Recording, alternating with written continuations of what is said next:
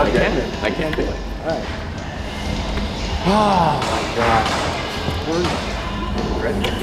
No.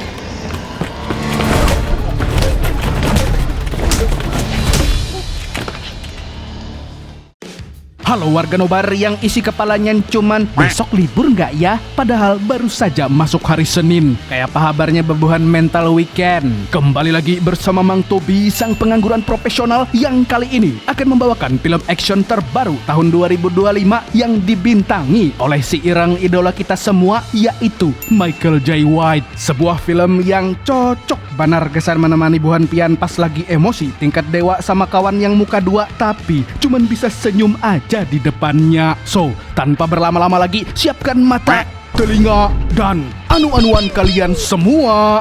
Mari kita nobar dan inilah Hostile Takeover.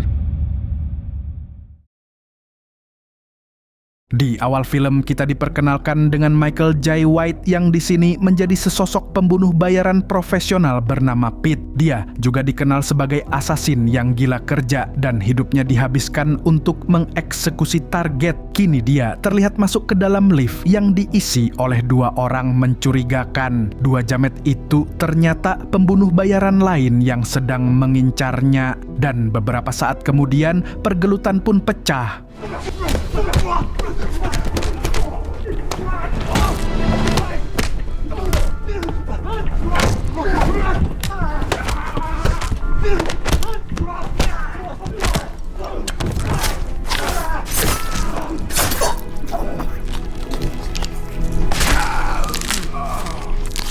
Tentu saja Pete berhasil melibas mereka dengan mudah seperti sedang nepok nyamuk. Setelah itu, Pete pun langsung hengkang begitu saja. Lalu kita diperlihatkan dengan seorang bos mafia sekaligus ketua organisasi pembunuh bayaran yang cocoknya dipanggil Samidi. Di sini dia mendapat laporan bahwa dua anak buah yang dikirim untuk menghabisi Pete telah gugur. Mendengar itu, Samidi pun langsung memerintahkan seluruh anak buahnya untuk memburu Pete. Ironisnya, Pete ternyata masih menjadi anak buahnya Samidi. Namun, Samidi ingin para pembunuh bayaran berlomba untuk menghabisinya. Entah karena apa, yo ndak tahu, tanya kok, tanya saya. Find Pete Stryker. I want you to bring him to me.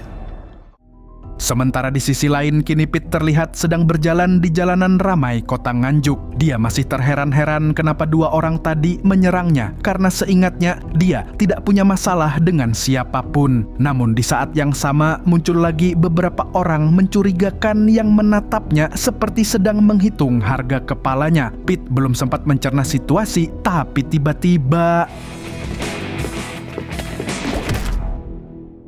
begitu sadar, Pete sudah dikepung oleh sekelompok pembunuh bayaran yang dipimpin oleh Antoli. Mereka sebenarnya teman seprofesi yang seharusnya satu kubu dengannya. Tapi entah kenapa kini mereka menganggap Pete seperti musuh. Maka dari itu, Pete menanyakan alasan dibalik penangkapan dan penyerangan terhadap dirinya. Namun, Antoli justru menuduh Pete sebagai pengkhianat dan menyebut bahwa semua ini adalah balasan yang layak dia terima. Antoli juga bilang kalau Samidilah yang memerintahkan seluruh pembunuh bayaran untuk mengejar Pete. Now, you give up information. Mendengar itu, Pete pun bersumpah bahwa demi ungker dia tidak pernah membelot dari organisasi mereka. Namun, Antoli tak peduli dengan semua bacotannya. Karena tidak ada pilihan, Pete pun terpaksa melawan Antoli dan anak buahnya.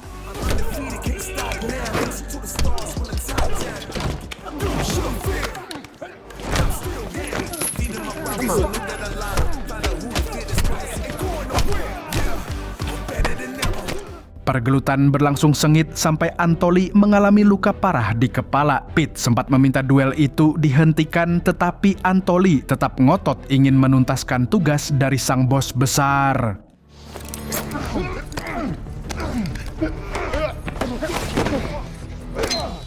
Antoli sempat berhasil memojokkan Pete, tapi akhirnya dia pun tumbang setelah tenaganya dikuras habis-habisan oleh Pete. Beberapa saat kemudian, Pete mendatangi bar milik pacarnya yang bernama Mora, dan Mora ini adalah anak kandungnya Samidi. Di sini, Pete mencoba mencari kejelasan kenapa ayah Mora menuduhnya berkhianat dan mengirim pembunuh bayaran untuk memburunya. Sayangnya, Mora benar-benar tidak tahu apapun karena dia sudah lama tidak berkomunikasi dengan Samidi. Mora hanya menyarankan agar Pete menemui ayahnya supaya semuanya jelas. Belum sempat mereka melanjutkan pembicaraan, muncul lagi sekelompok pembunuh bayaran lain. Mora berusaha menahan mereka agar tidak membuat kerusuhan di barnya. Tetapi geng Algojo itu tidak peduli dan langsung memulai peperangan.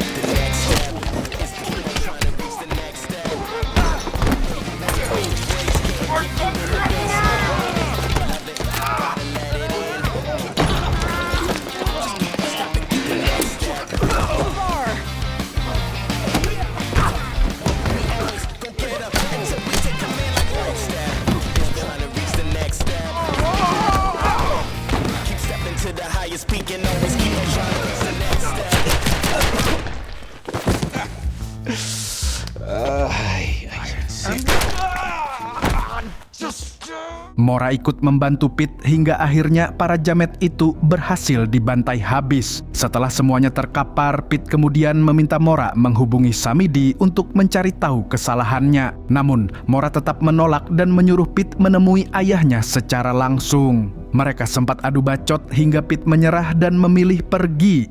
You clean up your own mess. I'm done. Fine. Begitu keluar dari sana, Pete kemudian memesan taksi online karena dia berencana mampir ke rumah sahabat lamanya. Namun, baru saja duduk di mobil, tiba-tiba dua jamet beserta pembunuh bayaran bernama De La Cruz masuk. Rupanya, mereka juga ikut mendapat tugas untuk memburu Pete.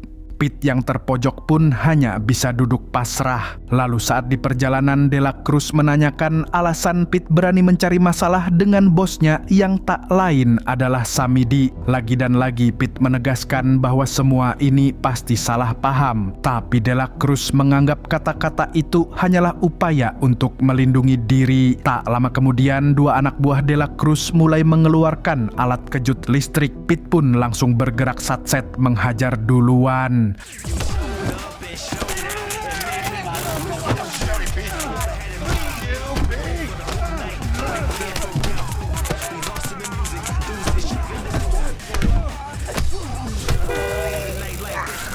Dan yap, semua orang di mobil itu berhasil dibuat KO oleh Pete yang hanya sendirian. Lalu mereka ditendang keluar mobil termasuk sopir taksinya. Setelah itu, Pete melanjutkan perjalanan memakai mobil taksi menuju rumah sahabatnya. Di tengah jalan dia hendak menghubungi Samidi, tapi ternyata baterai ponselnya sudah habis. Jadi, dia memilih pergi ke rumah sahabatnya dulu berharap mendapat teman ngobrol dan diskusi. Syukur-syukur dibantu, namun sayangnya dia justru disambut dengan todongan senjata tepat ke wajahnya. Rupanya sahabatnya itu juga pembunuh bayaran dan ikut menerima perintah untuk menghabisi Pete. Bukan itu saja, ternyata Samidi juga menghargai kepala Pete sebesar $500.000. Lantas seperti yang sudah-sudah, Pete berusaha menjelaskan, tetapi sahabatnya justru memulai duel.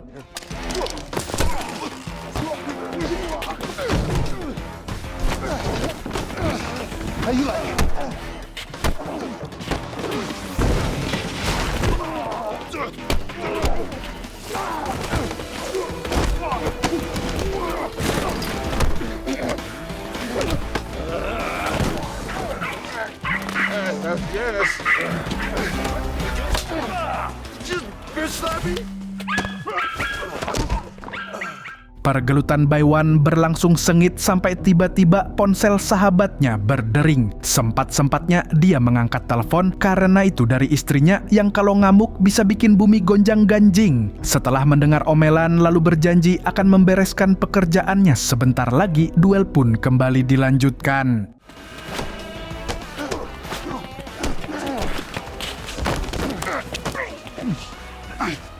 Padahal sahabatnya hampir membuat Pete tersudut, tetapi karena dia masih sayang nyawa sekaligus takut diomeli istrinya, dia pun memilih menghentikan pergelutan. Sebelum masuk rumah, sahabatnya Pete itu sempat mengucapkan kekesalannya. Karena baginya, Pete tak lama muncul, sekalinya muncul cuman mau pinjam 100. Lalu Pete pun ditinggalkan sendirian dengan pikiran yang semakin berkecamuk. Tidak lama setelah itu, Pete pergi ke apartemennya Mora. Di sana, dia mencurahkan rasa lelah karena hampir semua pembunuh bayaran di kota itu ikut mengejarnya, bahkan sahabatnya sendiri. Tapi Mora malah menyinggung soal Pete yang terlalu ambisius dalam karirnya sebagai pembunuh bayaran profesional. Dia ingin Pete juga menikmati hidupnya, bahkan kalau perlu pensiun dari dunia gelap ini. Selain itu, dia juga menyarankan agar Pete menemui ayahnya secara langsung. Tapi Pete mengatakan bahwa dia belum siap bertemu ayah Mora saat ini, hingga tiba-tiba Mora melepaskan sebuah panah yang seketika membuat Pete semaput. Ternyata Mora hanya ingin mengobati lukanya Pete tanpa mendengar kerewelan pacarnya itu. Beberapa saat kemudian, Pete bangun dalam keadaan bugil. Dia pun tak kenal lelah memohon kepada Mora hingga adu bacot kembali memanas. Namun sebelum mereka lanjut, sekelompok pembunuh bayaran lain menerobos masuk tanpa assalamualaikum. Geng jamet kali ini dipimpin oleh pria gondrong yang langsung menjelaskan kalau dia datang atas perintah Samidi. Mendengar nama ayahnya dipakai sebagai alasan, Mora pun tak tinggal diam.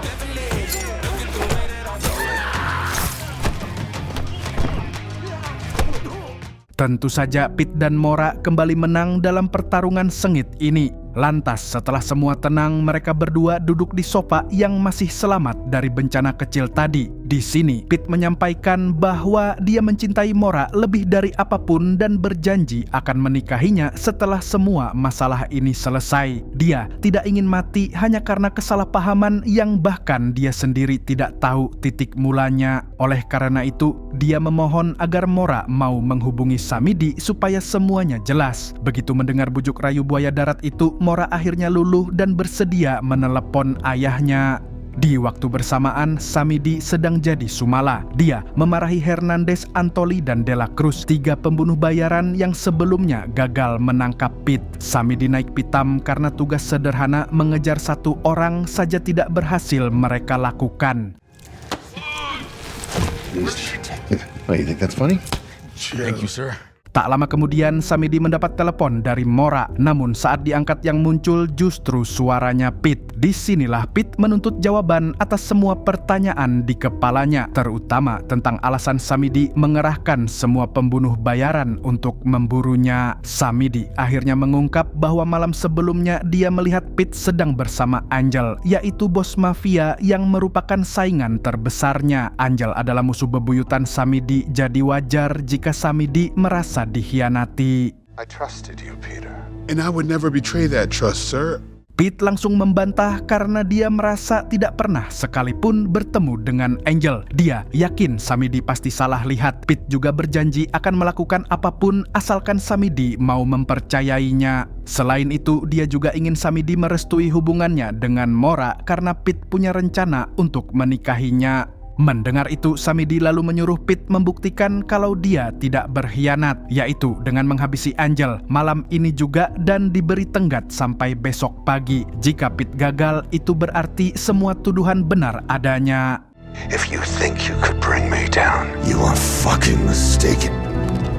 Setelah panggilan ditutup, Mora yang melihat kondisi Pete langsung merasa iba. Dia pun akhirnya bersedia membantu Pete menyelesaikan misi ini. Kemudian Mora membawa Pete ke ruang penyimpanan senjata dan meminta Pete memilih senjata yang dia suka. Dari yang tadinya murung, Pete langsung semangat kembali karena Mora sampai turun tangan demi hubungan mereka.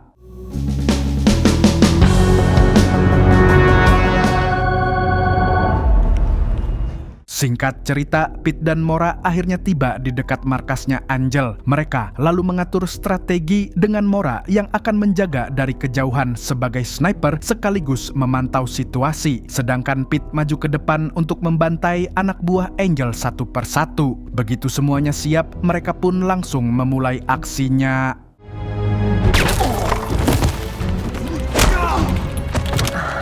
You're welcome. Thanks, babe. Pete dengan cepat menumbangkan para penjaga di depan markas. Setelah itu, dia masuk ke dalam gedung, sementara Mora masih bersiaga memberikan bantuan jarak jauh. Saat Pete masuk, dia melihat anak buahnya Angel sedang main gundu. Lantas begitu mereka lengah, Pete pun segera membrutal.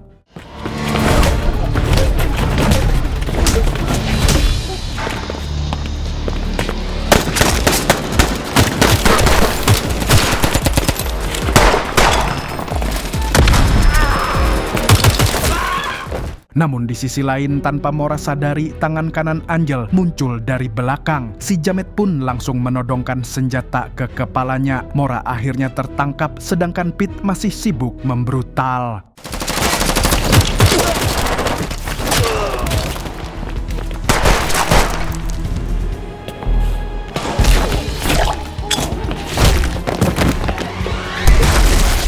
Kini Mora sudah dibawa ke hadapan Angel, si bos mafia. Angel terlihat sangat tenang dan malah menawari Ciu seperti sedang menyambut tamu undangan. Di sini terungkap kalau ternyata Angel telah membunuh kakaknya Mora. Jadi dia sudah tahu cepat atau lambat Samidi pasti akan balas dendam. Tapi Angel mengancam dengan memastikan Mora dan Pete tidak akan meninggalkan tempat itu hidup-hidup. Namun Mora menanggapi Angel dengan santuy, mengatakan agar Angel tidak terlalu percaya diri karena semua ini baru permulaan.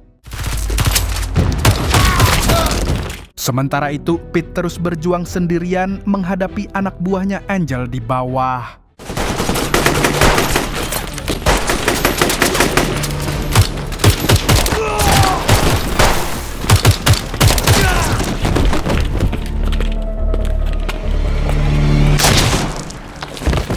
Setelah semuanya tumbang, kini dia berhadapan dengan tangan kanannya Angel, si Jamet yang tadi menangkap Mora.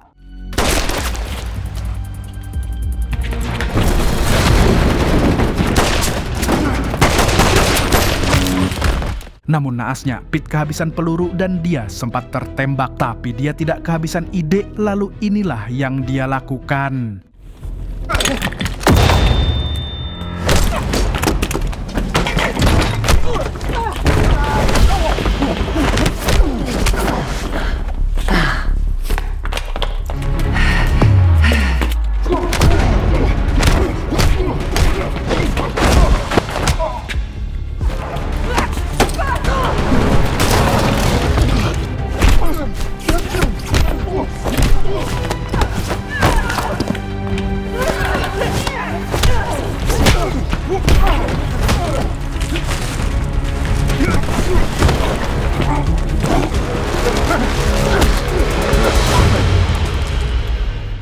Setelah pertarungan panjang nan sengit, Pete akhirnya berhasil menumbangkan tangan kanan Angel. Namun Mora dan Angel belum selesai.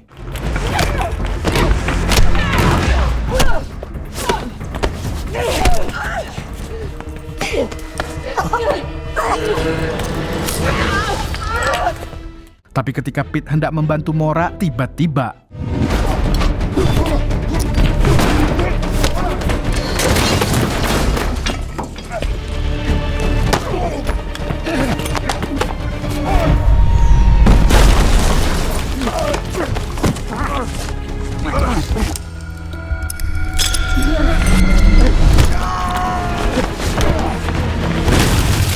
si Jamet muncul lagi, namun kali ini Pete benar-benar memastikan dia tewas dengan cara brutal. Sementara di sisi lain, Mora kini berada dalam posisi terjepit karena lehernya dicekik menggunakan sebuah buku tebal. Karena kehabisan tenaga, Mora pun hanya bisa pasrah. Hingga tak berselang lama,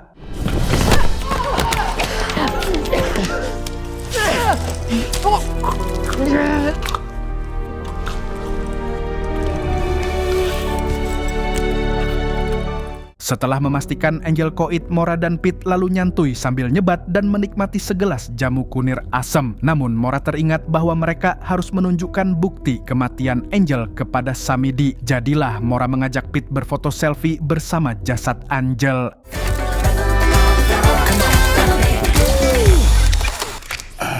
Setelah itu mereka berdua pergi meninggalkan markas Angel untuk bertemu Samidi. Keesokan paginya sambil menunggu kedatangan Samidi, Pete bertanya apakah Mora sudah siap menikah setelah semua ini selesai. Mora menjawab bahwa dia selalu siap asalkan Pete bersedia berhenti jadi pembunuh bayaran. Dia ingin hidup yang lebih tenang dan jauh dari dunia penuh kebrutalan ini. Pete pun menyetujuinya dan berjanji akan meminta izin pensiun saat Samidi datang nanti.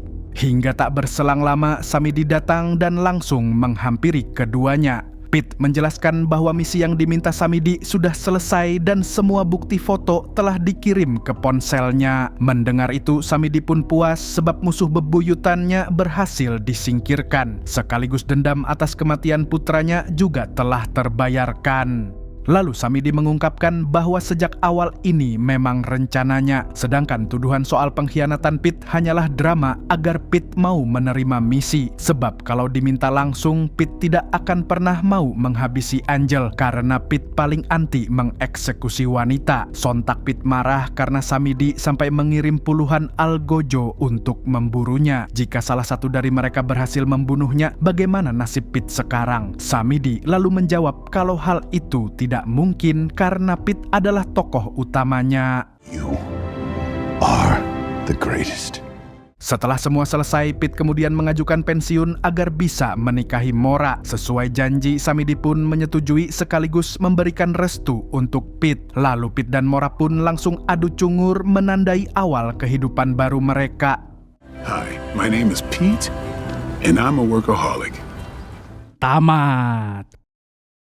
Dari Pete kita belajar kalau jangan terlalu gila kerja dan sekali-sekali pakai gajinya buat healing. Jangan malah dipakai buat isi sendiri. Segitu dulu dari Mang Tobi, sang pengangguran profesional, mengucapkan sampai jumpa di video selanjutnya. Nah, kalau begitu Mas Yono, passwordnya dong. Burung gundul pamit dulu-dulu.